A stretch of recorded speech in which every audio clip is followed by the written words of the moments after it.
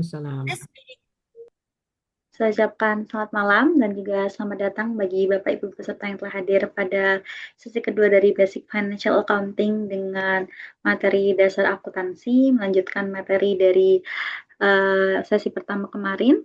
Saat ini saya mohon izin perkenalkan, yaitu pemateri kita pada malam hari ini sampai pukul 20.30 yaitu Ibu Amalia Rizky SE, MSI, AK. Beliau ini adalah seorang dosen akuntansi di Fakultas Ekonomi dan Bisnis Fakultas di Fakultas Ekonomi dan Bisnis Universitas Erlangga. Adapun educational background beliau adalah yang pertama sarjana di Universitas Erlangga, kemudian dilanjutkan dari master degree di Universitas Erlangga juga. Baik, Bapak Ibu, apabila nanti akan ada yang ditanyakan, nanti mungkin dapat raise hand saja atau di kolom chat Zoom juga bisa. Ibu nanti juga dapat menyalakan mikrofon. Kemudian untuk Bapak Ibu yang tidak terkendala sinyal dapat menghidupkan kamera laptop agar nanti kita dapat memaksimalkan pelajaran pada malam hari ini. Adapun nanti akan ada absensi yang akan saya bagikan melalui chat Zoom. Baik, itu saja. Monggo Ibu, waktu dan layar saya persilahkan. Terima kasih Mbak Dalita. Selamat malam Bapak Ibu. Assalamualaikum warahmatullahi wabarakatuh. Mungkin, Waalaikumsalam warahmatullahi wabarakatuh. mungkin kita kenalan satu persatu ya. Ibu Gabriel ini asalnya dari mana Ibu? Ibu atau Mbak ini ya? Saya nggak tahu karena kan tidak face to face gitu. Dari mana? Mungkin Surabaya. dari Surabaya. Mungkin sebagai apa, perusahaannya apa gitu misalnya. Saya sebagai admin di salah satu sekolah teologi dan radio. Kemudian motivasinya belajar akuntansi itu kenapa Mbak? Mbak ya ternyata ya dari suaranya saya kok jauh lebih muda kayaknya dibanding saya ya. Iya, Ya, ya, motivasinya kenapa? saya ada rencana gitu, Bu. Jadi mau ikut pacar saya buat barengin usahanya dia, buat Nah, ngebantu kayak buat pembukuan dan lain-lain gitu. bukunya sederhana gitu ya. Sederhana gitu ya. Ada background akuntansi sebelumnya Eh, Mbak Gabriel? mungkin sebelumnya belum ada. Saya lulusan manajemen pemasaran. Oke. Jadi mungkin kayak ngurusin keuangan kliennya yang bisnis-bisnis seperti di kafe-kafe gitu yang butuh lapor HPP dan lain-lain gitu sih, Bu. Baik. Tapi ini masih basic sekali ya Mbak Gabriel. Mungkin bisa nanti Ih, diteruskan dengan yang lain ya. Ini masih basic, masih ya, membuka wawasan Anda tentang akuntansi dulu gitu ya. iya betul. Baik. Kalau Mbak atau Ibu Mbak ya, Gaselia ya, Gaselia. Ya. Weni Bu panggilannya Bu.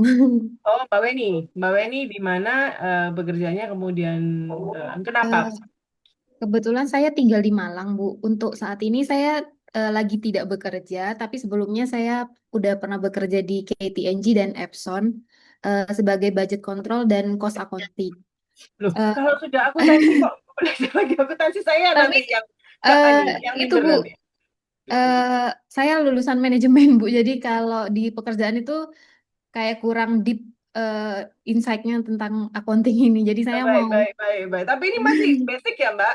iya Masih ya, ya basic Bu ya, saya nggak tahu. apa-apa ya. Baik, baik, baik. Ya, Hanya mengulangi kembali dulu, nanti baru betul. step yang lain. Baik, Betul Bu. baik. Terima kasih. Kalau Sama-sama. Bapak Muhammad Erpani, bagaimana Pak? Ibu izin Bu, saya Armani Bu, Oh dari ya, Selatan Kota Batu. oh iya Adan, di tempat saya juga Adan. J. Mungkin kita duluan Mbak Peggy, J.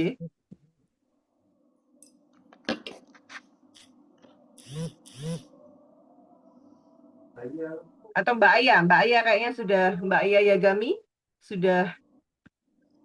Baik, baik, baik. Kalau Oh, gitu, J. Monggo Mbak Aya. iya, salam kenal. Sebetulnya nama saya Tasya, Bu. Lupa dirubah saya. Oh, baik Mbak Lupa, Tasya. lupa merubah. Nanti habis ini saya rubah, Ibu. Siap, siap, Mbak. Ya, Bagaimana kalau Pak? saya bukan dari instansi apa-apa, Ibu. Ya, saya mau belajar aja supaya kalau setelah ini saya berjualan, itu saya bisa bikin laporan keuangan gitu, Bu. Jadi ya sederhana pun nggak masalah sebetulnya. Jadi biar biar nggak meraba-raba. Jadi ketika nanti dia apa kayak tagihan-tagihan pajak, saya nggak ngerti cara bikinnya. Ya, Baik, seperti Mbak itu ya. saja, Bu. Baik, Mbak ya. Tapi ini masih sederhana ya, Mbak ya. Masih sederhana, nanti kalau mau yang ada kayak kita tahu urusan pajaknya, nanti akan ada lagi mungkin Mbak Talita ya, pelatihan yang khusus tentang pajak. Tapi Ya, sebelumnya kita harus membuka wawasan dari yang non akuntansi menjadi akuntansi dulu, itu kan agak-agak susah ya. Misalnya depresiasi itu apa dan lain sebagainya, itu kadang-kadang agak susah dipahami. untuk Gitu. pajak nanti langsung ke brevet. Ya, oh gitu ya, bisa ya, langsung dari akuntansi dasar ke brevet itu bisa bisa ya Mbak Tarita ya. Bisa, Bu. Tidak ada batas untuk murid calon brevet itu tidak ada. Jadi nanti bisa langsung. Siap, siap. Berarti ini saya lanjutkan ke materi saja karena mungkin ada kendala jaringan bagi Mbak Peggy dan hmm, Bapak Erpani ya, Bapak Muhammad Erpani. Baik. Kemarin kan sudah terlihat ya, sudah terlihat ini ya. Terlihat ya, Bu? Kemarin itu kan dengan Bu Murdiati, persepsi saya adalah Mbak dan Bapak ini pada belajar tentang dimulai dari mungkin mindsetnya tentang akuntansi, ada persamaan akuntansi, kemudian sampai menjurnal, apakah sudah mengenal buku besar dan neraca saldo?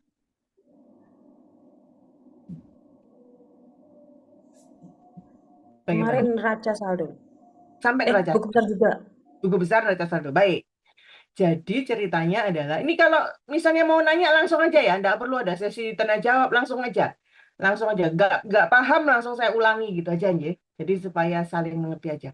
Sebenarnya nanti itu kemarin dan hari ini kita itu akan belajar yang namanya bisa dibilang proses akuntansi, bisa dibilang siklus akuntansi. Ya, mungkin diawali dengan persamaan akuntansi. Sebenarnya persamaan akuntansi itu tidak masuk dalam siklus akuntansi, Bapak Ibu, nggak masuk. Tapi merubah mindset yang non akuntansi menjadi akuntansi itu harus dengan persamaan akuntansi dulu, bahwa akan ada aset atau hartanya perusahaan itu harus sama dengan sumbernya dari mana. Jadi resources must be equals to sources gitu. Resources itu kan harta ya, hartanya harus sama dengan dari mana sumbernya gitu. Jadi kalau misalnya Bapak Ibu punya mobil, punya tanah, punya perhiasan, punya apapun itu kan harus sama dengan Bapak Ibu dapatnya dari mana.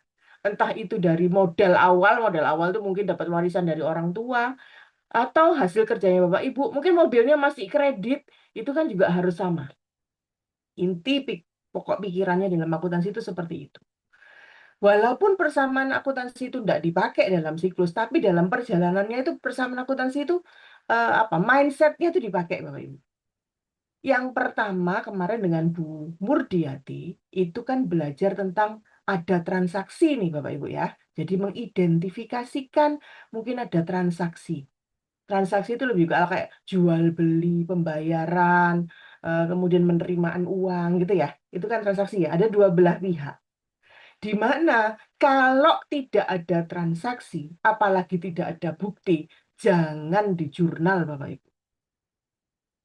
Itu kalau misalnya orang, oh aku tadi pergi naik becak, nggak ada buktinya kan.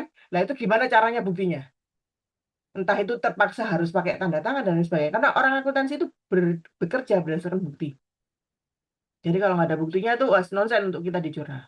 Ya, kalau ada transaksi, langkah pertama dalam proses akuntansi itu melakukan jurnal. Di mana jurnalnya itu yang mungkin Bapak Ibu kemarin belajar itu namanya general journal. Ya, namanya general journal. Sebagian besar jurnal itu bicara, jurnalnya jurnal umum ya. General journal itu bahasa Indonesianya jurnal umum. Sebagian besar jurnal umum itu tentang pembelian penjualan, kas, penerimaan kas, dan pengeluaran kas. Nanti kalau urusan Bapak Ibu besar misalnya Matahari gitu ya, Matahari Putra Prima gitu. Penjualannya kan banyak. Penerimaan kasnya juga setiap hari itu mungkin beribu atau puluh ribu kali gitu ya. Maka akan ada jurnal khusus. Nanti aja ya. Ini cuman kita ngomong, kenapa kok ada macam-macam jurnal di sini, Bu? Misalnya kayak gitu. Karena akan ada jurnal khusus nanti untuk transaksi yang kalau tiap hari itu bisa banyak sekali gitu ya. Tapi oke, kemarin sudah mengenal ada transaksi, Kemudian langkah pertama ketika kita dapat apa tuh namanya, ketika dapat bukti transaksi, ya bukti itu di jurnal. Lalu jurnal itu sebenarnya adalah buku harian Bapak Ibu. Buku hariannya perusahaan. Tanggal 1 itu melakukan apa saja sih itu dicatat secara harian. Melakukan apa saja sih, transaksinya apa saja sih dicatat secara harian, buku harian. Tapi buku harian itu belum terklasifikasi dengan jelas. Maka harus diklasifikasikan, yaitu diposting, dipindah bukukan per klasifikasi, atau kita mungkin kemarin mengenal namanya akun ya, per klasifikasi atau per akun dalam buku besar. Buku besarnya mungkin masih kenal namanya buku besar umum atau general ledger.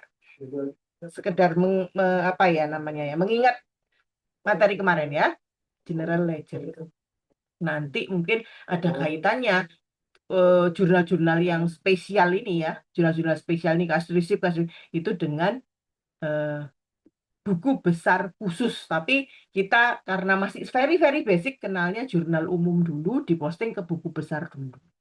Jadi kita sudah bisa nih klasifikasi dari buku besar. Perjalanan kas mulai tanggal 1 sampai tanggal 31 misalnya, itu ada dalam satu akun. Perjalanan piutang berapa dalam satu, diklasifikasikan per akun.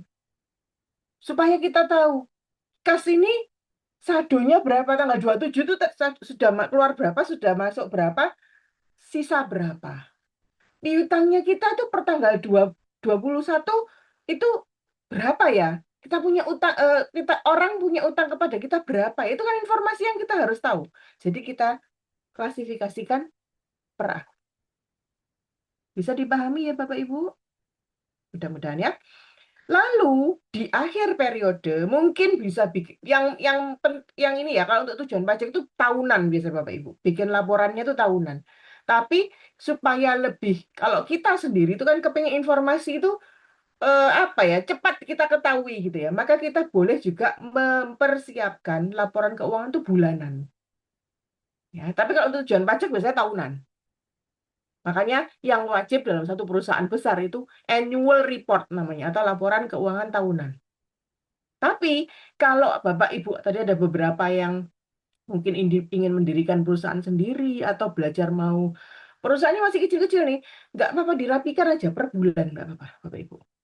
Nanti kas itu perjalanan tanggal 1 sampai tanggal 31 kita tahu saldonya. Saldo itu pengeluarannya berapa, pemasukannya berapa, lalu sisanya berapa. Sisa itu bahasa akuntansinya saldo Bapak Ibu ya. Balance bahasa Indonesianya, bahasa Inggrisnya balance, bahasa Indonesianya saldo. Jadi di sini trial balance itu adalah neraca saldo. Jadi kemarin Bapak Ibu belajar dari langkah pertama menjurnal, memposting ke buku besar, sampai menatanya dalam neraca saldo. Sampai di sini ada pertanyaan Bapak Ibu? Kalau enggak ada, saya lanjutkan. Proses ini yang kemarin disampaikan oleh Bu Murdiati, proses ini tuh sebenarnya belum selesai. Kenapa? Karena proses ini tuh hanya langkah yang berasal dari transaksi, Bapak Ibu. Transaksi itu tadi kan ada jual beli, ada dua belah pihak. Tapi semisal begini nih, Bapak sama Ibu itu punya pegawai. Ya, atau ya punya pegawai atau menjadi pegawai ya. Biasanya pegawai itu kan kerja dulu tanggal 1 sampai tanggal 31. Nah, ini April ya, tanggal 1 sampai tanggal 30 April, dibayarnya kan 1 Mei. Bener ya? Nah, tapi perusahaan itu membeban, jadi pekerjaan itu dilakukan bulan April. Berarti kan beban yang harus dibayarkan itu atas pekerjaan di bulan April. Walaupun dibayarnya satu hari tapi pindah bulan sudah. Maka bebannya itu tadi harus dicatat pada saat beban tersebut dilakukan, walaupun belum dibayar. Nah, kejadian-kejadian itu salah satu contoh ya. Nanti kita bahas itu nanti. Hari ini kita bahas itu sampai ke proses closing nanti. Kejadian itu maka di jurnal ya, karena dia bukan dari transaksi, di jurnalnya dalam yang namanya jurnal penyesuaian atau adjustment. Adjustment itu penyesuaian ya Bapak Ibu. Dalam jurnal penyesuaian. Nanti dibagi dua besar adjustment itu. Ada accrual, ada deferral. Deferral itu prepayment atau pokoknya bayarnya duluan lah. Bayar atau dibayar duluan. Kalau accrual itu bayar atau dibayarnya belakangan. Nah, baru kita bisa membuat trial balance yang sesungguhnya. Yang ini kan masih preparation trial balance setelah atau neraca saldo gitu ya, neraca saldo awal yang masih kosongan masih hanya berasal dari transaksi. Setelah ditambah atau dikurangi penyesuaian akan ketemu neraca saldo setelah disesuaikan. Setelah disesuaikan dari sini sebenarnya Bapak Ibu itu sudah bisa bikin laporan keuangan. Laporan keuangan tuh isinya sebenarnya ada 5. Tapi ini karena very basic ya. Yang pertama, laporan laba rugi. Bahasa Indonesianya laporan laba rugi, bahasa Inggrisnya income statement. Yang kedua, sebenarnya kalau perusahaannya kecil, itu cukup kita bilang namanya laporan perubahan, namanya laporan tahan, namanya return earning statement. Lalu, mungkin Bapak Ibu dulu pernah dengar yang namanya neraca. Neraca, ya. Neraca itu isinya itu tadi, persamaan akuntansi tadi, aset, kewajiban atau liabilitas, sama modal atau ekuitas. Nah, neraca itu sekarang namanya diganti. Jadi sekarang kita tuh punya standar di akuntansi. Standar yang relatif baru ya, sebenarnya nggak baru-baru banget. Dulu sekali namanya neraca, setelah standarnya baru, dirubahlah istilahnya. Sebenarnya nama isinya ya kurang lebih sama aja. Itu laporan posisi keuangan. Karena neraca itu bicara tentang tanggal 30 April dulu, posisi keuangannya itu apa? Gitu. Jadi namanya laporan posisi keuangan. Yang keempat, laporan arus kas. Mungkin nanti kita cuma belajar 3 dulu aja ya, karena ini rada-rada nanti belakangan baru bisa belajar. Ya, laporan arus kas. Yang terakhir adalah catatan atas laporan keuangan. Jadi laporan keuangan ini kalau tanpa catatan kadang susah dimengerti ya. Untuk itu akan ada tambahan-tambahan informasi dalam catatan atas laporan keuangan. Sebenarnya dari adjusted atau neraca saldo setelah disesuaikan tadi sudah bisa bikin laporan keuangan. Tapi prosesnya tidak selesai. Kenapa? Harus ada yang ditutup. Nanti kita bicara lagi di sini, harus ada yang ditutup. Namanya adalah nominal account. Ya, harus ada jurnal penutup. Apa saja yang akan ditutup? Nanti kita belajar bersama. Setelah laporan keuangan ditutup, neraca saldonya tinggal namanya neraca saldo setelah penutupan. Baik, ini langkah opsional. Ya, langkah opsional ada 1, 2, 3, ini langkah opsional. Mungkin kita nanti akan belajar yang tidak opsional dulu, baru nanti kalau masih ada waktu kita belajar yang opsional. Opsional berikutnya adalah untuk mempermudah ini, proses ini, sebenarnya ada langkah bikin namanya neraca lajur 10 kolom, atau bahasa Inggrisnya worksheet. Itu menata neraca saldo, ditambah adjustment atau dikurangi adjustment, ketemu adjusted trial balance, lalu ini kan 2 kolom, 2 kolom, 2 kolom, 6 kolom ya. Kolom berikutnya 2 kolom untuk laba rugi, 2 kolom untuk laba ditahan. Itu isinya dari neraca lajur 10 kolom. Tapi hari ini kita fokus ke yang tidak opsional dulu ya. Nanti baru kalau ada waktu kita belajar yang opsional. Kita belajar ke langkah penyesuaian account atau akun dulu ya. Tadi saya sudah sampaikan bahwa dalam akun penyesuaian akun itu ada 2 jenis. Tadi mungkin di awal di sini ya. Accrual sama deferral. Tapi sebelumnya kita harus belajar apa sih accrual itu. Tapi accrual yang itu accrued ya. Accrual itu jadi gini Bapak Ibu. Misalnya tadi saya bilang membayar gaji karyawan atau gini aja, Bapak Ibu mau New Year di hotel mana ya? Hotel mana yang lagi happening gitu sekarang? hotel di Bali gitu ya. Apa itu? Hotel di Bali itu apa? Ampurva apa Pak? Ya, Ampurva atau apa gitu ya. Bapak Ibu maunya menikmati hotel itu dengan sangat sangat baik, berarti mau 4 hari di situ. Tanggal 30, tanggal 31, tanggal 1, tanggal 2 itu sudah pindah tahun loh. Udah bukan lagi pindah bulan, sudah pindah tahun. Baik. Kalau zaman saya masih kecil, bayar hotel itu belakangan. Bener nggak? Saya tuh sudah agak tua ya. Jadi zaman saya kecil dulu tuh bapak ibu saya kalau ke hotel tuh belakangan baru bayar. Tapi kalau sekarang kan kita lewat booking.com, lewat gitu-gitu ya, bukan lewat Agoda atau lewat apa Traveloka itu kita bisa kayak beli vouchernya dulu dulu kita nikmati gitu ya, beli di muka. Baik, tapi Bapak Ibu ketika menikmati hotel tersebut, Bapak Ibu punya pola pikir hotelnya. Hotelnya itu ya, ini tanggal 30, 31 bulan Desember. Tanggal 1 sama tanggal 2 ini bulan Januari. Ketika pakai airnya hotel, pakai lampunya hotel, pakai anduknya hotel, terus pegawainya juga. Itu bekerjanya itu tanggal 30, 31, 1 dan 2. Ini kan pindah bulan atau pindah tahun. Berarti kalau pindah bulan atau pindah tahun, tidak bebannya ini kan nggak jadi satu. Yang 2 hari ikut bebannya Desember, yang 2 hari ikut bebannya Januari.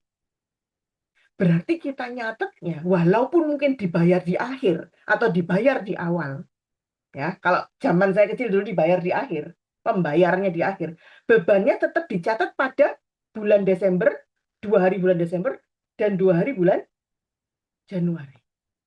Pendapatannya juga gitu. Walaupun nanti dibayarnya di awal langsung katakanlah 4 juta ya, ya Kak, kemurahan ya, 8 juta gitu ya. Jereng atau bikin 4 juta aja biar gampang. 4 juta gitu ya, jereng kita bayar di depan. 2 jutanya dialokasikan di Desember, 2 jutanya dialokasikan di Januari. Gitu. Itu namanya accrual basis. Jadi transaksi dicatat pada periode terjadinya peristiwa tersebut, mengakui pendapatan ketika mereka memberikan jasa, bukan ketika mereka menerima uang tunai. Begitu juga dengan beban. Beban diakui ketika terjadi, bukan ketika dibayar. Paham sampai di sini Bapak Ibu? Itulah kenapa kita butuh jurnal penyesuaian. Menyesuaikan supaya pendapatan dan beban itu berada pada periodenya masing-masing. Kalau enggak, ya kalau bahasa Jawa namanya jumbo, apa itu ya? Kacau nanti. Wong ini pendapatannya bulan Januari, ini pendapatannya bulan. Si investor atau si pemilik perusahaan itu kan kepingin tahu bulan ini kita labanya berapa. Berarti kan nggak boleh dicampur-campur. Walaupun uangnya itu duluan ada di Desember, tapi kan yang tanggal 1 sama tanggal 2 itu kan uangnya bulan, pendapatannya bulan Januari. Gitu ya Bapak Ibu ya. Saya lanjutkan. Nah, sementara dulu ya. Nah, standar kita tuh namanya IFRS Bapak Ibu. Standar dalam akuntansi itu sekarang itu kita kiblatnya itu ke Eropa ya Bapak Ibu. Kalau dulu di Amerika yang punya namanya GAAP, US GAAP ya. Sekarang Amerika dengan kepongahannya itu sudah nggak terlalu laku ya. Makanya si Trump itu bikin gara-gara terus itu karena sudah banyak ditinggalkan ya. Karena kiblatnya akuntansi itu pun sekarang sudah beralih ke Eropa dengan standar yang bernama International Financial Reporting Standard atau bahasa kalau kita apa namanya abbreviasi kita singkat namanya IFRS. Oke, zaman dulu itu masih boleh Bapak Ibu pakai cash basis, utamanya untuk yang agak susah gitu ya di perusahaan bukan perusahaan ya di organisasi pemerintah gitu ya, apa itu namanya badan pemerintah gitu masih banyak dulu yang pakai cash basis accounting. Tapi sekarang sudah tidak sesuai dengan IFRS, maka hampir 100% unit kerja atau perusahaan atau organisasi di dunia itu sekarang sudah pakai accrual basis. Kalau cash basis masih boleh. Mau tidak mau pendapatannya dicatat ketika kas diterima, beban dicatat ketika kas dibayar. Tapi ini bikin rancu itu tadi, bikin kacau itu tadi. Karena kan sebenarnya itu pendapatannya bulan Januari, bukan pendapatannya bulan Desember, walaupun dibayar di bulan Desember. Kurang lebih seperti itu, Bapak Ibu. Nah, kenapa sih melakukan hal itu? Itu kalau di akuntansi, itu sesuai dengan yang namanya prinsip pengakuan pendapatan. Yaitu, pendapatan harus diakui atau mengakui pendapatan pada periode akuntansi saat kewajiban pelaksanaannya dipenuhi. Nah, clue-nya itu ada di kata-kata ini, Bapak Ibu. Satisfied performance obligation. Tadi siapa ya yang eh, Mbak Aya Mbak Tasya yang tadi mau bantu pasangannya, mau bantu partnernya bikin apa tadi? Mbak Tasya atau Mbak Saya, Mbak Gabriela ya? Bikin kafe gitu ya kalau nggak salah ya. iya, bikin laporan keuangannya kafe. Ya, oke. Sekarang pertanyaan saya bikin pengandaian saya pergi ke kafenya Mbak Gabriela. Ya, jadi inti clue-nya adalah satisfied performance obligation. Saya customer, Mbak Gabriela kan yang punya kafenya, katakanlah gitu ya. Saya pesen kopi nih, Mbak. Mbak Gabriela, oh Bu Amalia, saya pesen kopi ya. Apa namanya ya? Karamel macchiato, katakanlah kayak gitu ya, Mbak. Sekarang kan kopi-kopi kekinian tuh kan gitu ya. Baik, Mbak. Baik, Bu, saya bikinkan ya. Ketika sudah dibikinkan, lalu kopinya diberikan kepada saya puas nggak? Saya satisfied nggak? Satisfied ya? Satisfied. Iya, Ya. Uang saya kasihkan ke Mbak Gabriela. Mbak Gabriela satisfied nggak? iya, Nah, pada saat dua-duanya satisfied, kita boleh mengakui pendapatan. Revenue recognition ini pengakuan pendapatan ya. Kita boleh mengakui pendapatan. Intinya gitu. Saya kasih case lain. Mbak Gabriela, ternyata dompet saya ketinggalan, HP saya ketinggalan. Saya bilang gitu. Tapi Mbak Gabriela kan kenal sama saya. Nggak, kalau nanti, ya Bu, enggak apa-apa. Minggu depan aja kalau Ibu ke sini lagi. Saya Mbak Gabriela bilang kayak gitu. Kopi sudah di tangan saya satisfied ya. Mbak Gabriela satisfied nggak? iya, Iya, karena kan saya berjanji akan membayar Mbak Gabriela dan Mbak Gabriela tahu siapa saya. Satisfied kan? Walaupun saya belum bayar uangnya. Tapi sudah ada janjinya bahwa saya akan membayar. Jangan jangan dipikir kayak orang-orang itu ya, orang-orang yang hutang tidak dibayar itu ya. Tapi kan orang kalau customer kalau berhutang atau kita punya piutang atau perusahaan punya piutang itu kan artinya kita sudah punya kepercayaan terhadap customernya. Gitu toh Mbak Gabriela? iya, Nah, walaupun saya hutang atau Mbak Gabriela itu memandangnya saya itu piutang gitu ya, tetap satisfied. Kopi sudah di tangan saya, Mbak Gabriela sudah punya pandangan, oh 1 minggu lagi saya dapat uang dari Bu Amalia. Gitu ya. iya. Maka boleh mengakui pengakuan pendapatan. Intinya gitu. Oke? Kalau sudah paham, saya lanjutkan. Nah, ada kata-kata nih, bahasa Inggris sebenarnya. Let's expense follow the revenue. Artinya apa? Kalau dia melakukan suatu kegiatan untuk menghasilkan revenue, artinya kegiatan itu kan mengandung beban, mengandung expense kan? Berarti kan ada follow-nya. Kalau itu expense revenue-nya bulan Desember, ya expense-nya bulan Desember dong. Begitu juga tadi contoh saya hotel itu tadi loh. Kalau Januari, ya sudah, revenue Januari, expense-nya juga Januari. Gitu ya. Ada upaya untuk menghasilkan pendapatan tersebut. Nah, ini ada prinsipal-prinsipal ini ya. Sebenarnya ini materinya anak akuntansi. Tapi di dalam akuntansi itu ada prinsip revenue recognition, expense recognition tadi. Kalau dipadukan itu ya jadi revenue and expense recognition yang harus sesuai dengan IFRS atau standar yang saya tadi bilang. Kemudian itu tadi ada time period assumption.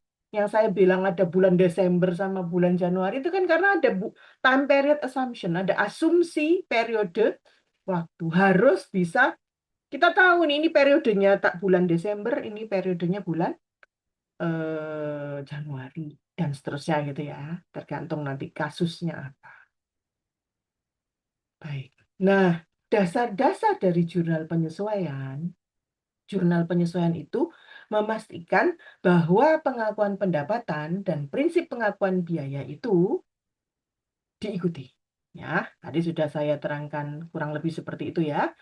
Kemudian diperlukan, kenapa? Saya juga sudah terangin, karena neraca saldo itu tidak memuat semua data, dia hanya yang berdasarkan transaksi saja. Yang berdasarkan itu tadi yang gaji tadi belum dibayar, padahal itu bebannya bulan Desember, itu kan bukan berdasarkan dari transaksi ya, itu belum dimasukkan, makanya muncullah kebutuhan atas penyesuaian. Oke, dan diperlukan setiap kali perusahaan menyiapkan laporan keuangan, biasanya nggak semua ya, tapi saya bilang biasanya itu berarti nggak semua. Tapi biasanya jurnal penyesuaian itu dilakukan, kecuali 1-2 jurnal nanti, dilakukan pada akhir periode. Untuk melakukan apa ya? Oh, ini belum dilakukan, maka di jurnal penyesuaian. Oke, dan itu mencakup akun laba rugi dan juga akun dalam neraca atau laporan posisi keuangan. Gitu ya, kurang lebih dasarnya seperti itu. Nah, ini yang saya bilang tadi. Ada 2 besar, ya. Ada 2 besar. Yang saya bilang deferral itu di sama Bu. Ini PowerPoint-nya Bu Wurdiati ini yang bikin ya. Karena seharusnya ini beliau yang ngajar, nanti saya itu akan ketemu lagi dengan panjenengan kira-kira ketika aset tetap nanti ya. Kan ketemu, insya Allah ketemu saya lagi. Kecuali kalau saya tidak bisa ya, tapi bismillah, mudah-mudahan saya bisa. Ini bahasa saya namanya deferral. Deferral itu kalau saya bilang bahasa yang gampang aja buat panjenengan ya. Dibayarnya di muka atau diterimanya di muka. Jadi uangnya duluan. Kalau kata-kata penangguhan ini agak nggak enak ya. Uangnya itu duluan. Entah itu dibayar duluan atau kita yang membayar duluan. Gitu ya. Kalau accrual, uangnya belakangan. Berarti kan bisa jadi kita ngutang atau orang lain yang berutang kepada kita, atau bahasa ininya piutang. Bisa dipahami?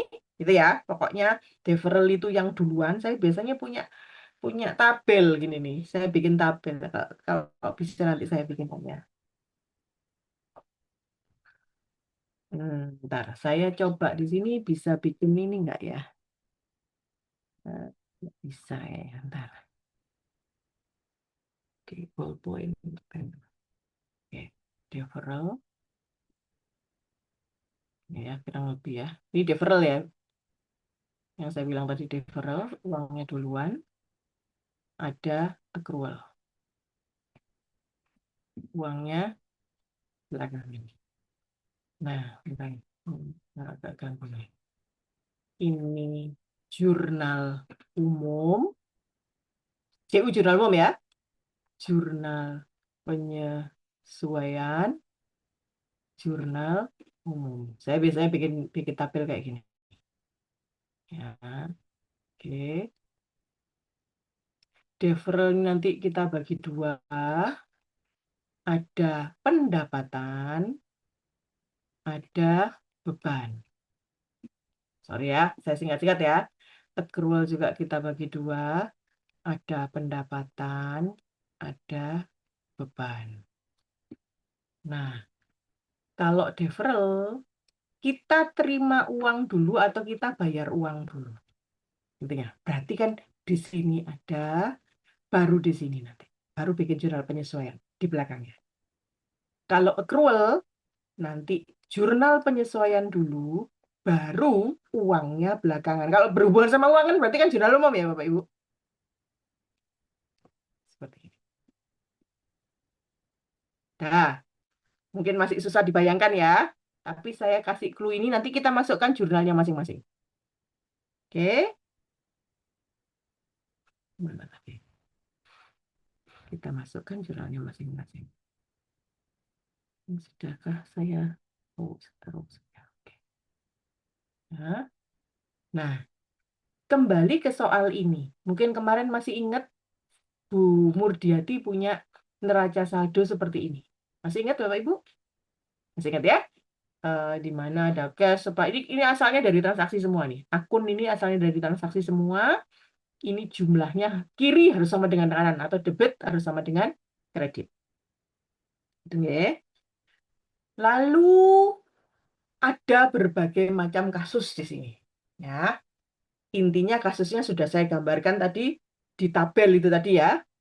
Yang pertama, ya siji, saya pakai ini lagi aja, pulpen. Ya siji menerima 1.200 pada tanggal 2 Oktober. Oke, menerima uang 1.200. Berarti ada transaksi ya di sini ya? Ada transaksi ya?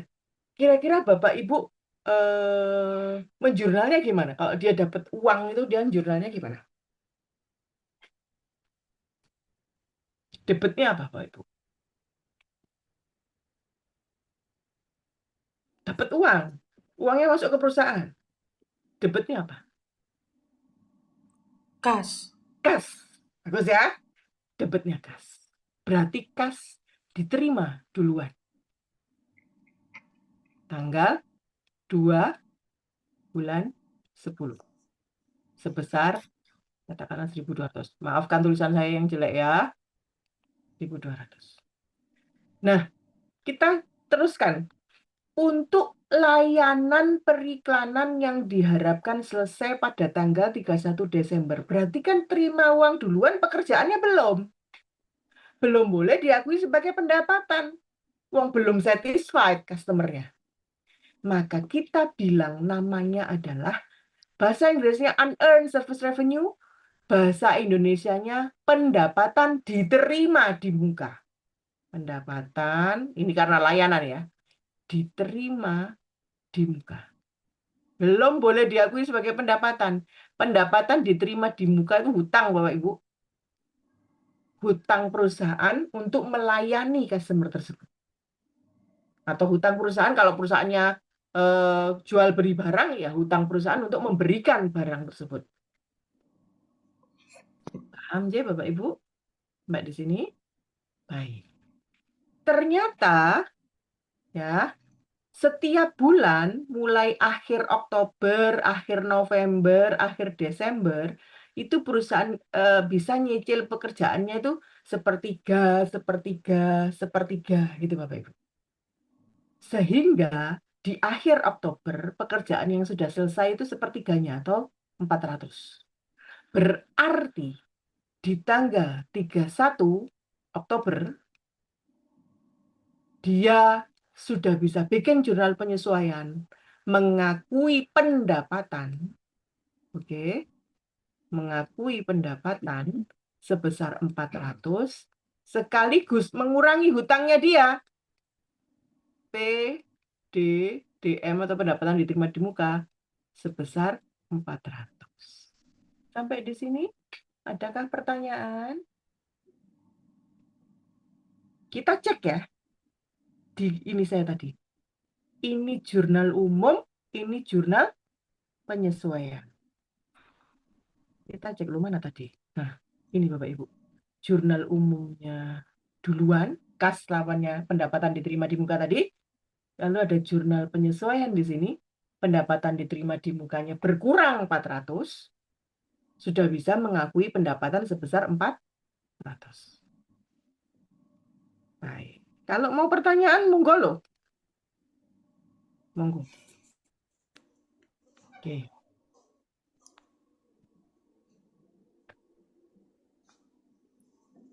Wah, ini saya nggak ngerti nih. Yang kedua ini apa nih? Pada bulan Oktober, ya Sici melakukan layanan 200. Sudah memberikan pelayanan kepada customer. Sudah boleh ngakui pendapatan nggak? Saya nggak ada tanggalnya nih ya. Katakanlah tanggal X gitu. Sudah boleh mengakui pendapatan nggak untuk yang kedua ini? Bulan Oktober, ya Sici melakukan layanan 200. Sudah mengakui pendapatan nggak? Boleh mengakui pendapatan nggak menurut Bapak Ibu? Sudah. Sudah ya? Berarti, mohon maaf, mungkin harus diingat ya, pendapatan itu saldo normalnya dikredit. Ya, sebesar 200. Sudah dapat kas nggak?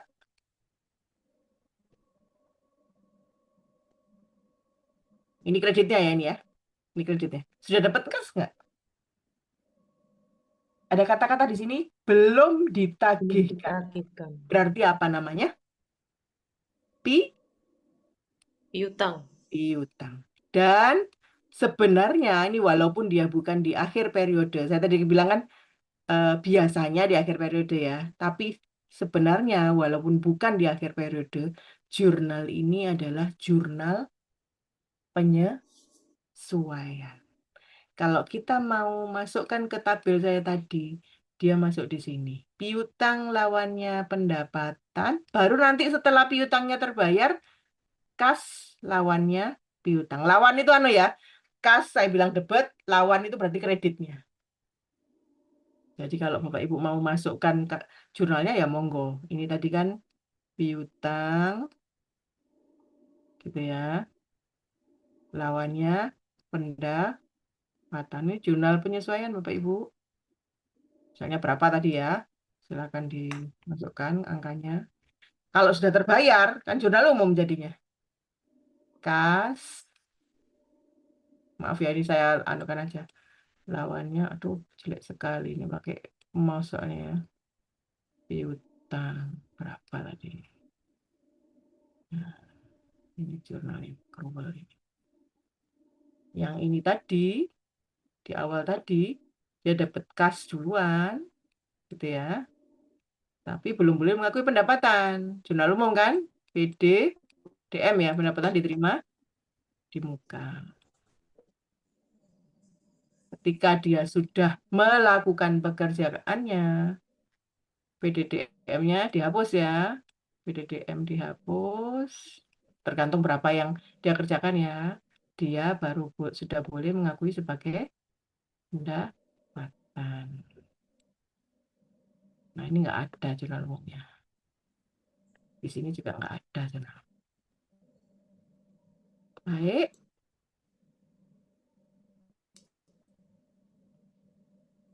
Kasus berikutnya. Nah, ini mungkin sudah masuk beban ini ya. Ya, siji. Dia menandatangani wesel bayar. Bahasa Inggrisnya notes payable ya. 3 bulan. 3 bulan. Jangka waktunya.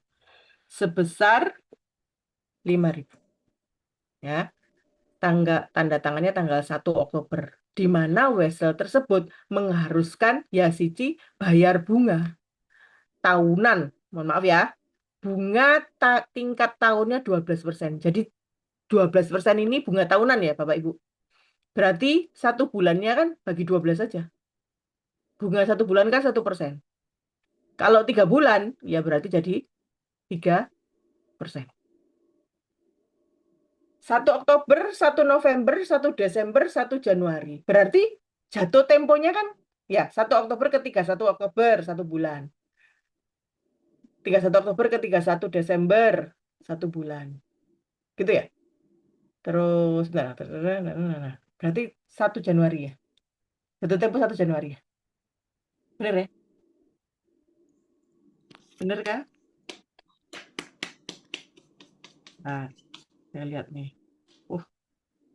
Ini tadi nggak ada nih, nggak ada jawabannya nih. Saya disuruh jawab sendiri. Nah, semisal tadi 31 Oktober. 31 Oktober. Ada bunga jatuh tempo 1% ya Bapak Ibu. Tapi dia bayarnya 1 Januari tahun berikutnya. Berarti 31 Oktober, 31 November, 31 Desember. Dia harus jurnal masing-masing setiap bulan. Beban bunga lawannya hutang bunga. Sebesar berapa? 1% dari 5.000. Berarti 500. Yang ini juga ya. Jurnalnya sama. 500. Nanti di 1 Januari. Di 1 Januari ini ya. Hutang bunganya sebesar 1.500.000 akan dibayar.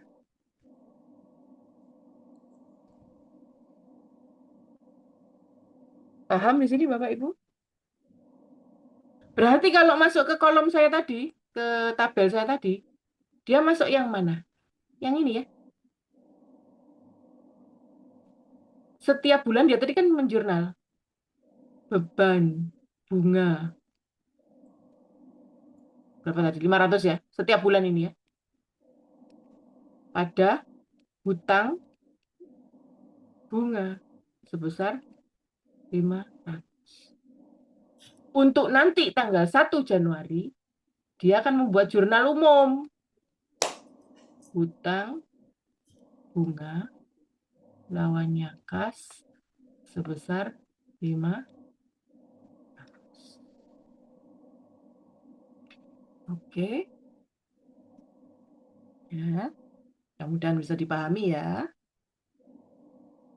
Berikutnya,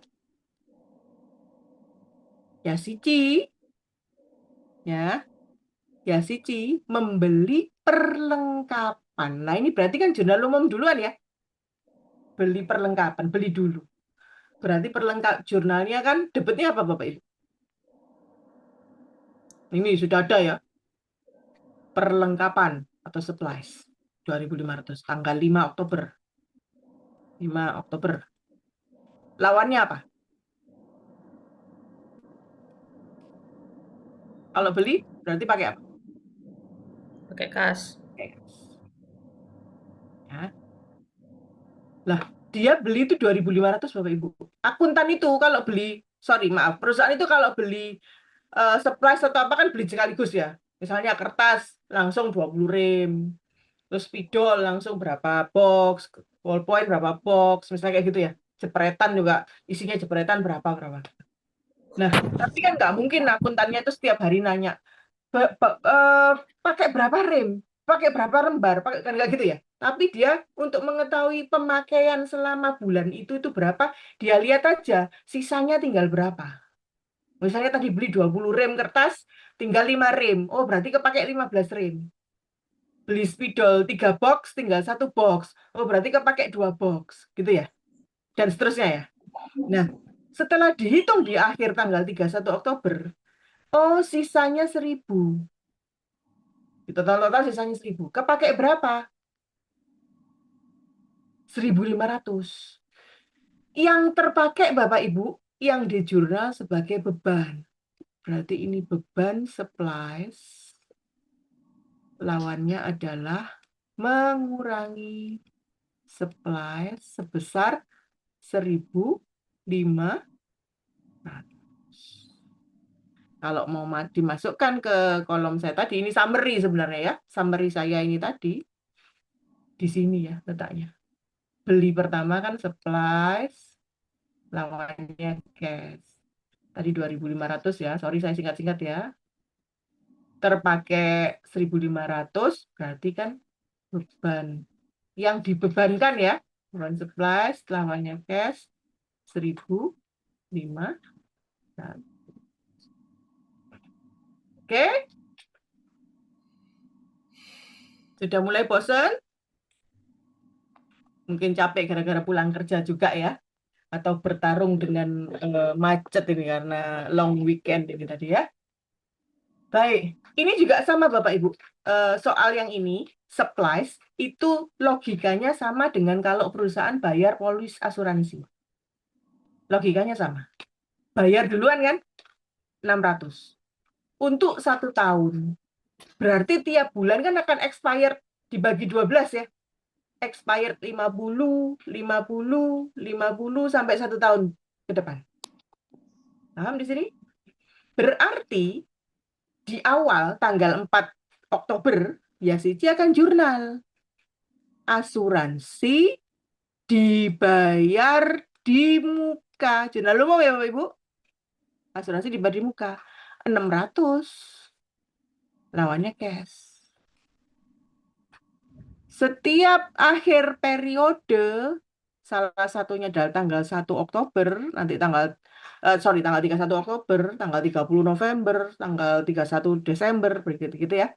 Dia akan menjurnal beban asuransi, kan sudah expired. Lawannya asuransi dibayar di muka sebesar 50 sampai 12 bulan ke depan. Gampang ya ternyata akuntansi ya.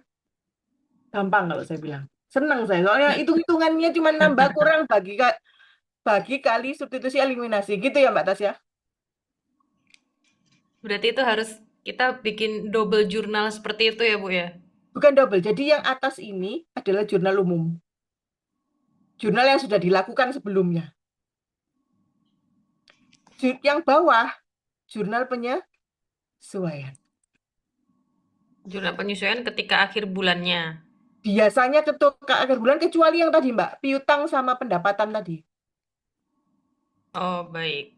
Ya, saya Jadi tadi kan yang bilang, setiap tanggal 31 adalah yang harus dicatatkan sebesar 50 ini tadi sampai ya, habis masa berlaku 1 iya, tahun. betul.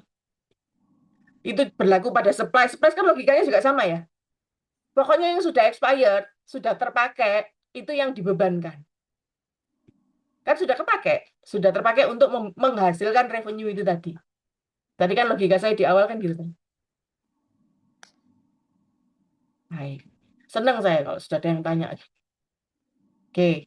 Kemudian, yang mungkin bagi orang awam itu agak susah dimengerti adalah kata-kata, saya tidak senang bilangnya penyusutan. Saya senangnya bilang depresiasi. Baik, siapa yang mau menjawab saya? Depresiasi itu apa?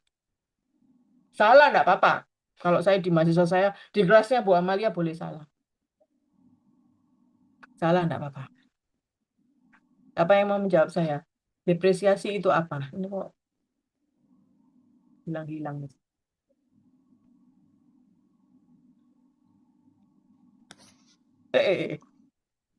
Depresiasi itu apa? Kamera saya letakkan ini ya, agak gini ya, mohon maaf. Nah, dah. Depresiasi itu apa? Bapak Ibu, boleh salah di kelas saya. Mungkin nilai dari peralatannya menurun, Bu. Kayak karena kita sering gunakan, itu kan lama-lama kan dari yang kita beli itu kan kualitasnya juga menurun, toh. Kan Kualitasnya ya, gara-gara kualitasnya. Saya mau tanya Mbak Gabriela. Mbak Gabriela, HP-nya apa? Xiaomi.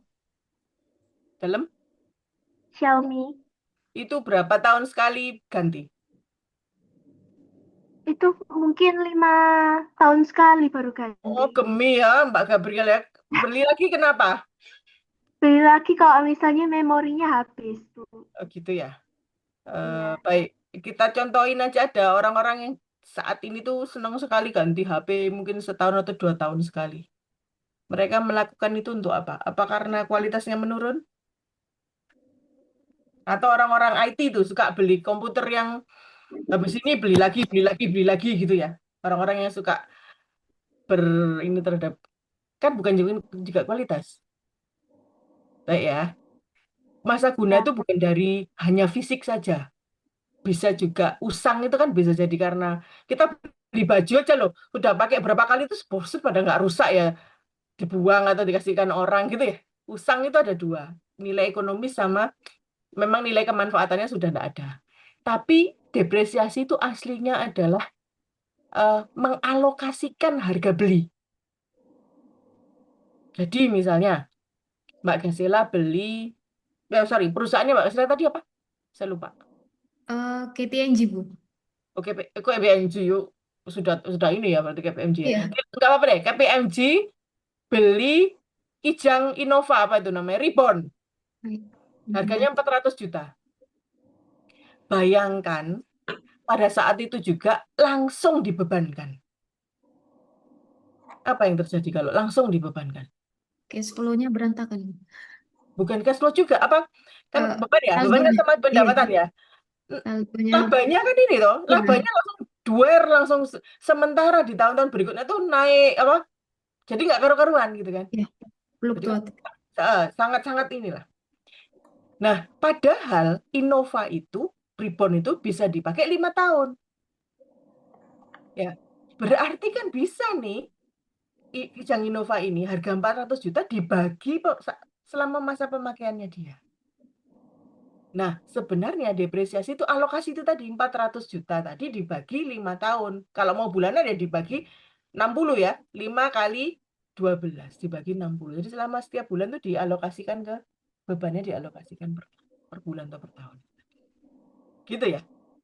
Nah, sekarang sih masih belum ngitung. Nanti mungkin sama saya ketemu tentang depresiasi nanti. Saya kan akan datang masuk ke aset ya Mbak Talita. Mbak Talita mungkin masih ke kamar mandi. Saya akuntansi aset nanti dengan saya. Lagi ya, ketemu saya insya Allah ya. Nah, ini belum hitung dulu, tapi saya cuma sekedar ngasih masukan aja bahwa ketika membeli ketika membeli equipment tadi atau Kijang Innova katakanlah, jurnalnya pertama kan kendaraan lawannya cash sebesar 400 juta. Saya bikin kamu 480 juta gitu aja ya. 480 juta atau 500 juta lah. Jadi setiap tahun 100 gitu. 500 juta. Nah, kendaraan lawannya cash. Kalau kita susutkan per tahun dibagi 5, berarti kan 100 setiap tahun. Ya. 100 setiap tahun. So, ini kenapa ini? Oke, 100 setiap tahun. Ini 480. Ini enak saja nih harganya ininya. 1 bulannya 40. Berarti yang dibebankan kan 100 setiap tahun tadi atau ini. Ini aja ya pakai angka ini ya. Beli ini misalnya tanggal 1 bulan Oktober. Kendaraan katakanlah ya. Lawannya cash 480. Ya kalau 480. 480.000 juta gitu aja ya tulisannya, juta. Dibagi berapa yang enak ini ya? Dibagi 5 ya, Lek ya. Dibagi berapa ini, Mak? 6 ya? Bagi 6 ya? 6 tahun gitu ya. Disusutkan 6 tahun. Jadi selama 1 tahun itu jurnalnya namanya adalah beban depresiasi kendaraan atau equipment ya. Equipment itu peralatan. Akumulasi, ini agak sedikit beda jurnalnya, depresiasi kendaraan sebesar, katakanlah ini dibagi 6 berapa ini? Dibagi 6, 80 ya. 80 juta. Ini yang agak tricky ya. Sebenarnya logikanya ini, itu sama dengan ini. Sama dengan ini. Tapi jurnalnya agak sedikit berbeda. Karena ada kata-kata akumulasi depresiasi. Nanti dengan saya diperdalam lagi ini. Insya Allah. Oke. Baik. Nah, yang agak susah lagi nih Bapak Ibu. Yang saya bilang bayar gaji tadi. Bukan susah ya. Mikir, tapi kan namanya orang sekolah kan mikir ya. Ini juga kalau di kami masih akuntansi besar banget itu. Anak semester 1 atau semester 2 gitu. Dapat ini. Baik. Yastiti bayar gaji dan upah pada tanggal 26 Oktober. Jadi dia bayarnya itu mungkin per 2 mingguan Bapak Ibu. Ya. Saya bikin gambar aja biar mudah dipahami. Tanggal sekian sampai tanggal sekian dia bayar misalnya tanggal 13 ya, atau tanggal berapa? 12 ya. 12 tambah 14 kan 26 ya. Oke, ini tanggal 26. Untuk pekerjaan tanggal 12 sampai tanggal 26 dibayar tanggal 26. Gitu ya. Jurnalnya beban gaji lawannya kas. Kenapa? Karena masih dalam bulan yang sama. Baik ya. Sementara 2 minggu berikutnya, tanggal 26, itu dibayar tanggal 9 November. Ini 26 bulan 10 ya. Minta tolong diperhatikan, di sini ada lintas bulan. Ada 31 Oktober. Ini adalah beban bulan Oktober. Ini beban bulan November. Tidak boleh dicampur kan? Padahal dibayarnya di bulan November.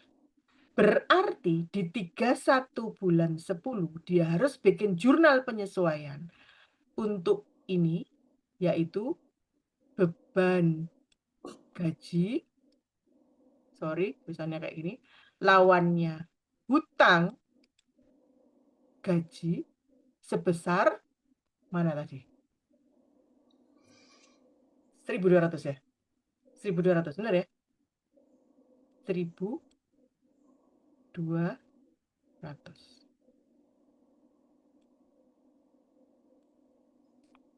Oke, 1.200 ya.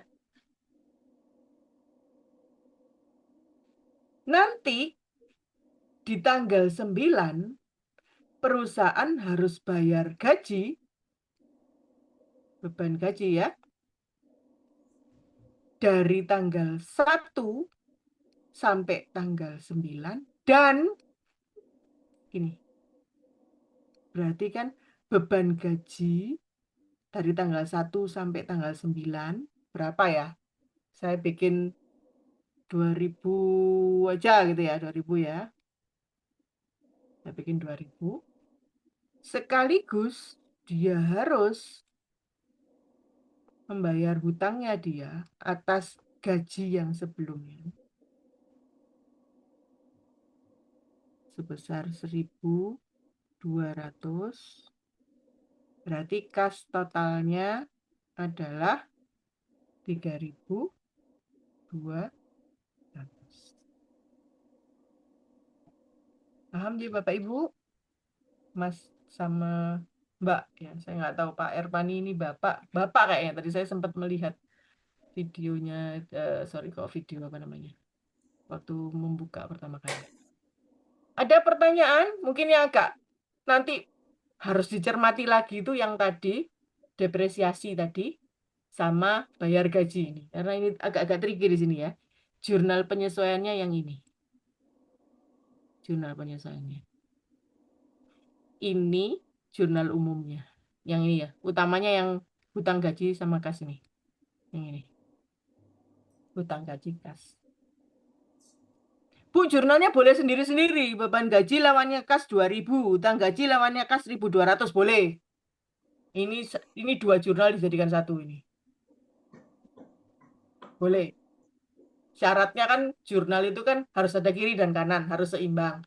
Tapi boleh 2 akun digabung jadi satu, boleh. Asal dia masih masuk akal gitu ya. Baik. Kalau tidak ada pertanyaan, bolehkah saya lanjutkan? Atau masih mencernai?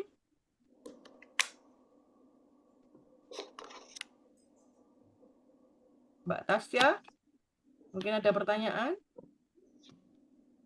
Masih belum, Ibu. Baik, saya lanjutkan ya. Baik. Nah, tadi kan saya sempat singgung tentang neraca lajur atau worksheet ya. Ini opsional, tapi mempermudah Bapak Ibu. Mempermudah. Jadi tadi kan ada neraca saldo nih. Ada neraca saldo. Tinggal ditata aja di sini. Neraca saldo yang tadi loh. Ditata gitu ya. Terus tadi kan bikin jurnal penyesuaian ya. Ada yang deferral pendapatan, ada yang deferral beban, ada yang ditata di sini Bapak Ibu.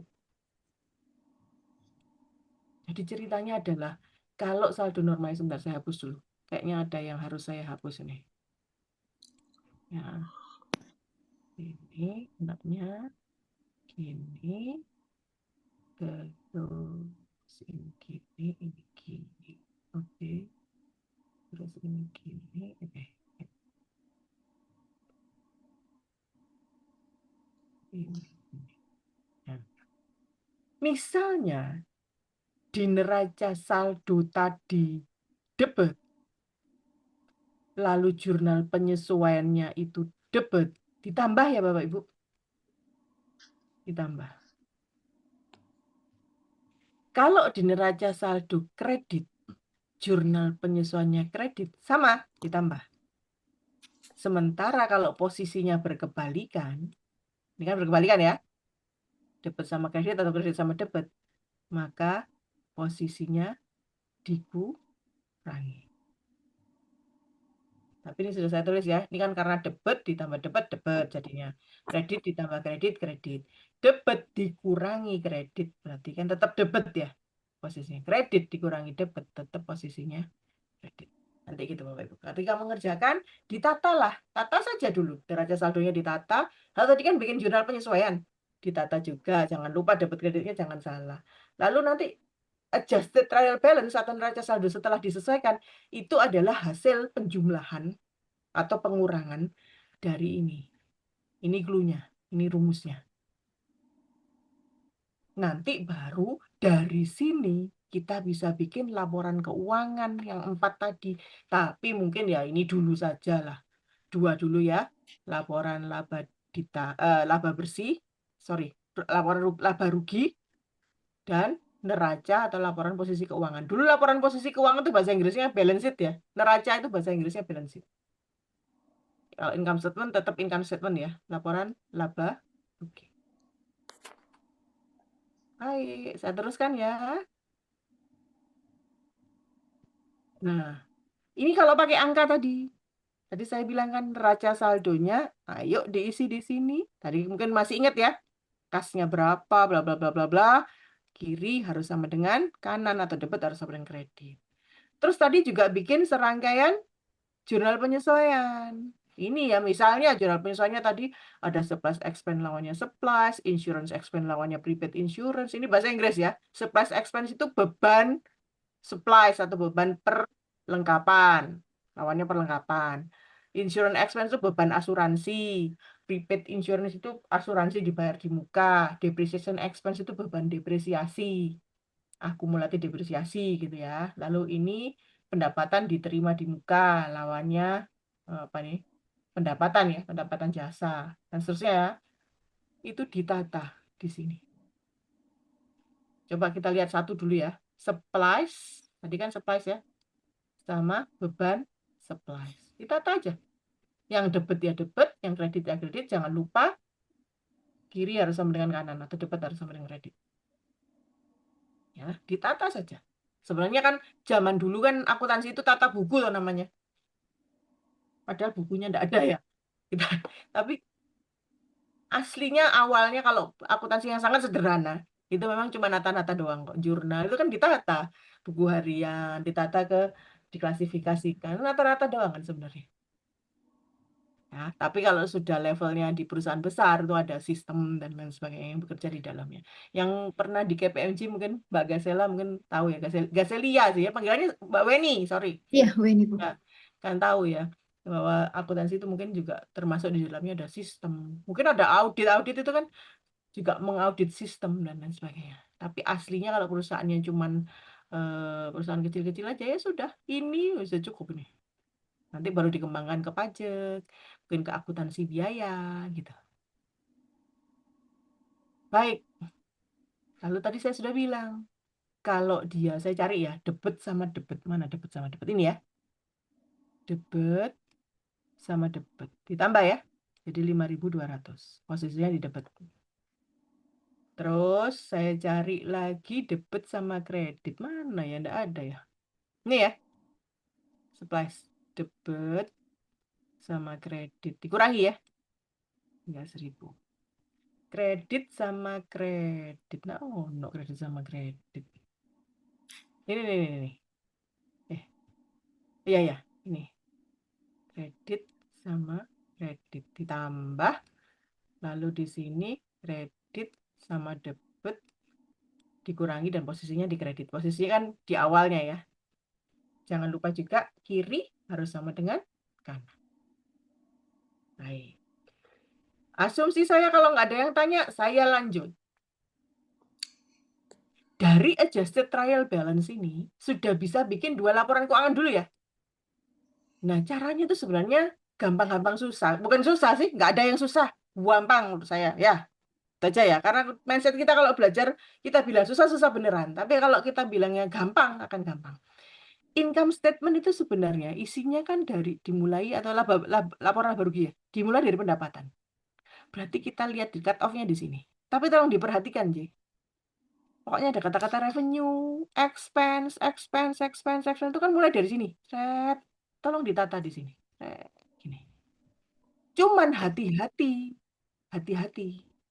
Karena di sini ada kata-kata accumulated depreciation. Ini bukan akun dalam laporan laba rugi.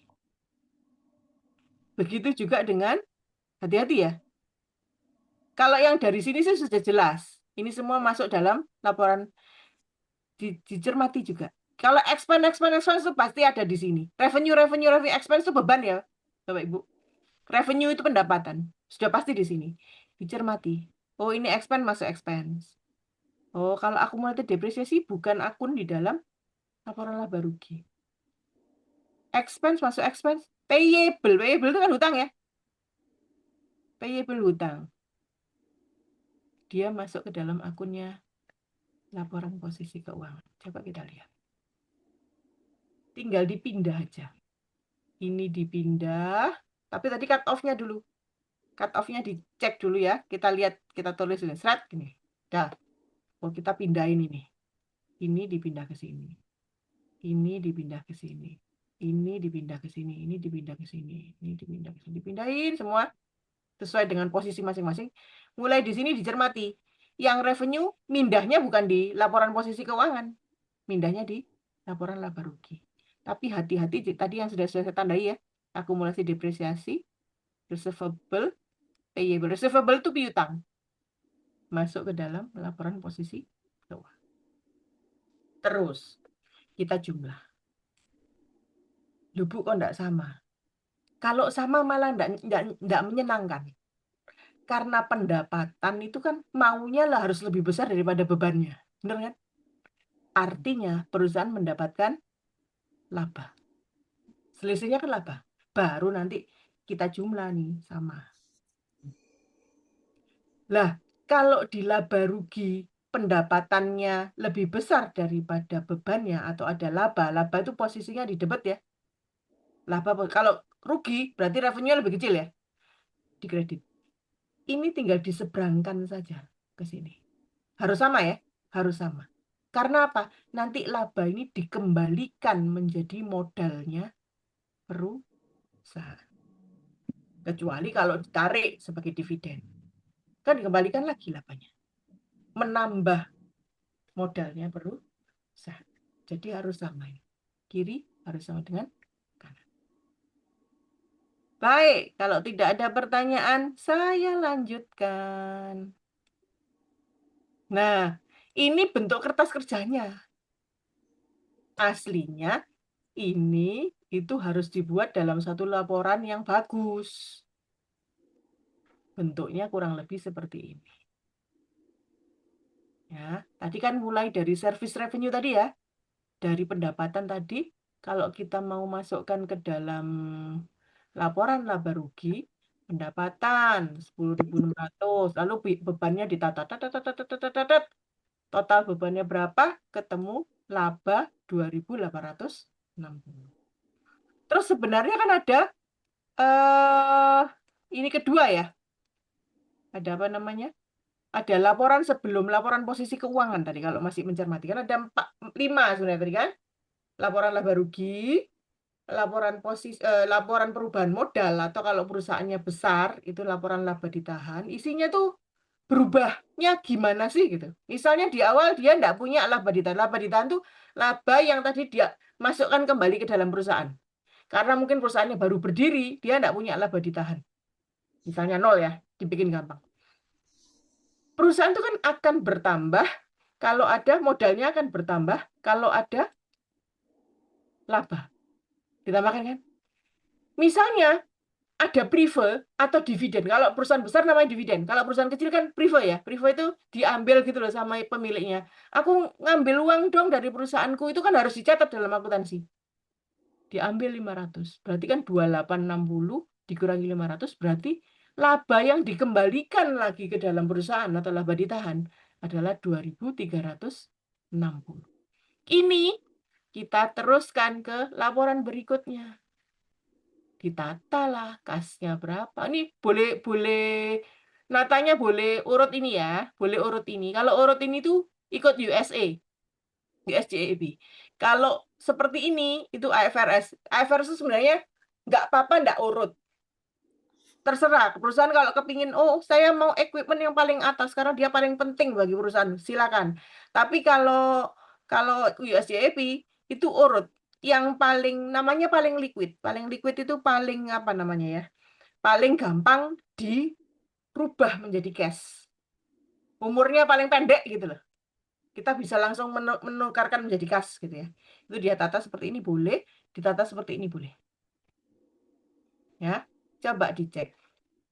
Ekuitasnya tadi kan, kalau mungkin masih ingat yang kemarin ya, 10.000. Ditambah gara-gara ada laba ditahan. Berarti total modalnya nambah 12.306. Ini hutang-hutangnya tadi. Hutang ditata. Aset harus sama dengan liabilitas ditambah dengan ekuitas, atau dengan kata lain, sisi kiri harus sama dengan sisi kanan. Baik. Adakah pertanyaan?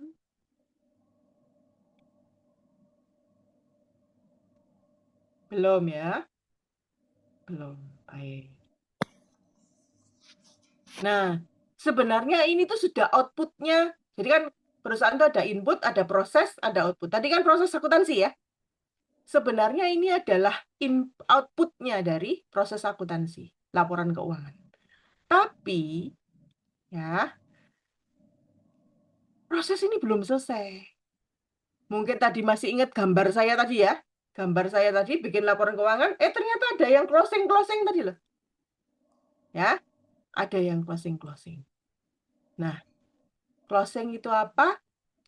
Kita menerjemahkannya menjadi jurnal penutup. Apa itu jurnal penutup? Jadi, kita lihat. Ini revenue dan expenses ini tadi, itu adalah akun-akun yang ada di dalam laporan laba rugi. Gitu ya. Sementara kas account receivable, kas piutang ya, kas piutang, peralatan, asuransi, hutang, modal, itu adalah akun-akun yang ada di dalam laporan posisi keuangan. Ya. Nah, laporan laba rugi, coba dilihat judulnya aja. Ada kata-kata di sini, for the month ended. Agak beda ya sama laporan posisi keuangan. Per 31 Oktober. Kenapa? Karena isinya laporan laba rugi itu hanya dia kepingin tahu laba di bulan itu saja. Itu berapa? Pendapatan di bulan itu berapa? Beban di bulan itu berapa? Sehingga menghasilkan laba di bulan itu saja berapa? Bulan berikutnya yang ngitung lagi. Paham, J, Bapak Ibu? Sementara, kalau dia laporan posisi keuangan, itu nggak boleh dong kita bilang kas di bulan itu saja. Enggak, kas itu bergerak. Naik turun. Jadi kita posisinya di tahun itu, di bulan itu berapa? Kasnya tinggal berapa? Piutangnya ada berapa? Supplies-nya tinggal berapa? Gitu kan? Untuk itu, maka seluruh akun yang ada di dalam laporan laba rugi itu harus ditutup. Supaya apa? Di bulan berikutnya itu starting lagi dari nol. Semoga paham ya Bapak Ibu. Semoga paham ya. Sementara akun-akun yang ada di dalam laporan posisi keuangan aset, liabilitas sama ekuitas, yang namanya adalah akun permanen, itu tidak boleh ditutup. Ditutup itu dia apa? Dienolkan. Kalau yang ini dienolkan, Anda bisa dituntut ini. Kasnya dienolkan. Loh kok nol? Ditaruh di mana dia? Kayak gitu. Oke, caranya gimana? Bapak Ibu mungkin masih ingat saldo normalnya beban itu debit. Bener kan? Saldo normal beban itu kalau bertambah kan di debit ya. saldo normal pendapatan apa Bapak Ibu? Ada yang baru datang nih. Mbak Aletia. Benar ya? Mbak Aletia? Ya, Bu. Ya, baru datang, J. Sudah dari tadi, Bu. Sudah tadi ya, saya nggak kelihatan baik. Masih ingat nggak Mbak Letia? Kalau pendapatan itu saldo normalnya apa? Dia kalau bertambah itu di debit apa di kredit? Di debit. Kalau di debit kan beban. Kalau pendapatan saldo normalnya ya, atau kalau dia bertambah itu di kredit. Gitu ya.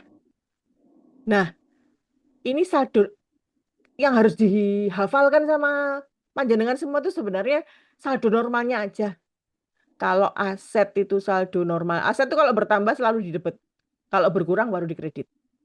Liabilitas kalau bertambah itu selalu di kredit. Modal atau ekuitas kalau bertambah itu selalu di kredit. Sementara pendapatan itu di kredit, beban itu di debit. Kenapa? Karena pendapatan itu menambah modal, beban itu mengurangi modal. Itulah harus dibalik ininya. Nah, sekarang kembali lagi ke sini. Tadi kan akun yang ditutup hanya akun di dalam laporan laba rugi. Kenapa? Karena maunya bulan berikutnya harus mulai dari nol. Gitu ya. Ditutup tuh diapakan? Yang tadi saldo normalnya kredit supaya nol di debit. Yang tadi saldo normalnya debit supaya nol di kredit. Berarti semua akun ini, revenue kan saldo normal kredit ya, di debit, ditutup ke ikhtisar laba rugi atau income summary. Begitu juga dengan expense. Saldo normalnya kredit, debit ya, ditutup, berarti di kredit, ditutup kemana? Ikhtisar laba rugi. Ini cuma akun bantuan aja. Jadi akun itu ikhtisar laba rugi, nanti ikhtisar laba ruginya ditutup kemana? Ke laba ditahan. Sebesar yang itu tadi. Mungkin masih ingat angkanya. Terus kalau ada pemilik mengambil prefer atau dividen tadi, ditutup juga. Karena dia mengurangi laba ditahan kan. Ditutup ke laba ditahan. Atau mau dibikin seperti ini juga boleh. Ya, misalnya tadi revenue saldo normalnya adalah, kredit gitu ya. Saldo normalnya kredit. Kalau ditutup kan berarti di debit. Ditutupkan kemana? Ke income summary. Expense, saldo normalnya debit. Kalau ditutup kan di kredit. Ditutupkan kemana? Ke ikhtisar laba rugi atau income summary. Selisihnya nanti, misalnya data tadi 2000 berapa tadi, ditutupkan ke laba ditahan. Yang ini juga dividen, ditutupkan ke laba ditahan. Ini buku besarnya ya. Kalau yang ini tadi jurnalnya. Baik. Nah ini. Yang saya corek-corek tadi, kalau pakai angka seperti ini ya, Bapak Ibu. Ini tadi saldonya normalnya revenue, kalau ditutup, berarti di kredit, di debit, ditutupkan ke laba ditahan. Income summary, ikhtisar laba rugi. Kalau expense, saldo normalnya debit, kalau ditutup berarti di kredit, ditutupkan ke ikhtisar laba rugi. Selisihnya ini ditutupkan ke laba ditahan. Begitu juga kalau ada dividen, ditutupkan ke laba ditahan. Sehingga berikutnya saldonya revenue, beban, dan dividen sudah nol. Sehingga neraca saldo setelah penutupan isinya hanya akun-akun dalam laporan posisi keuangan atau akun-akun dalam neraca.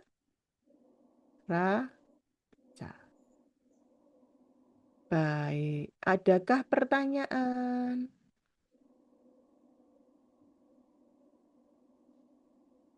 Adakah pertanyaan atau diskusi atau apa?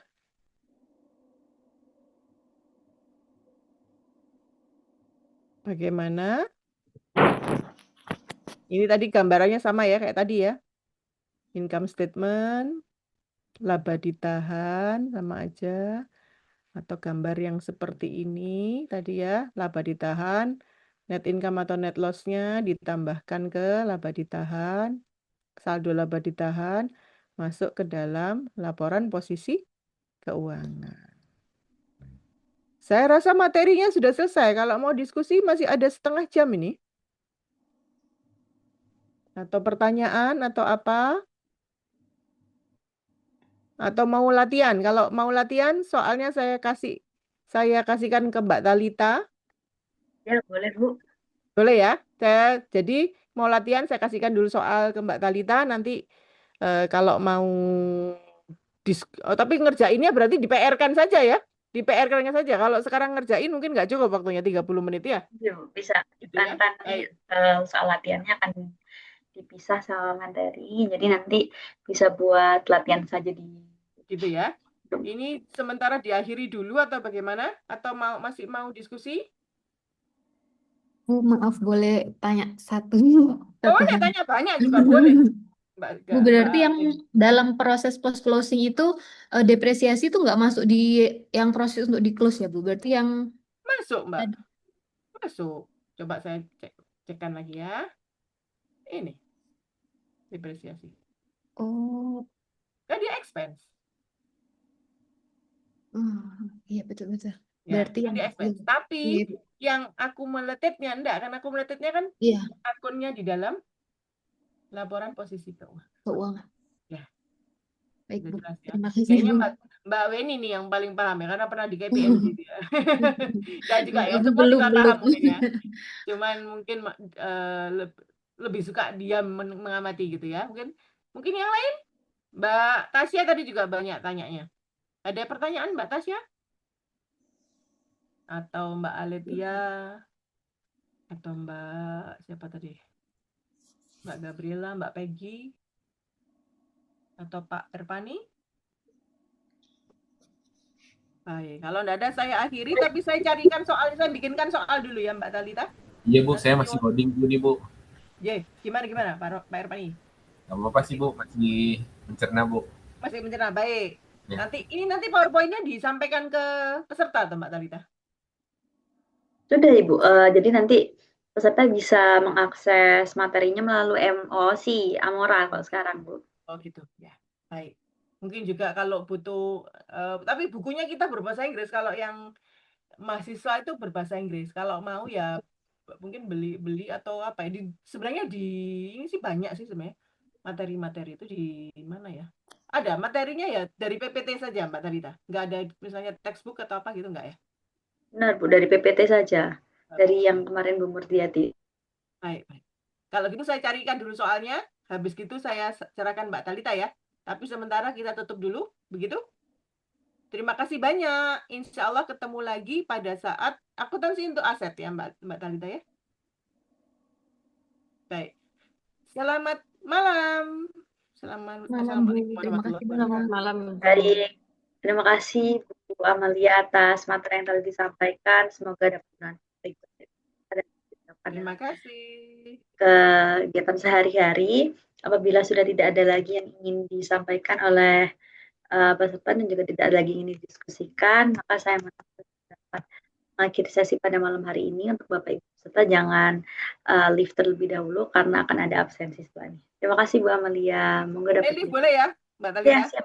Ya, terima kasih.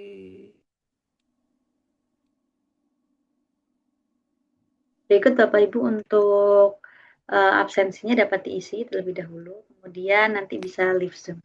Terima kasih.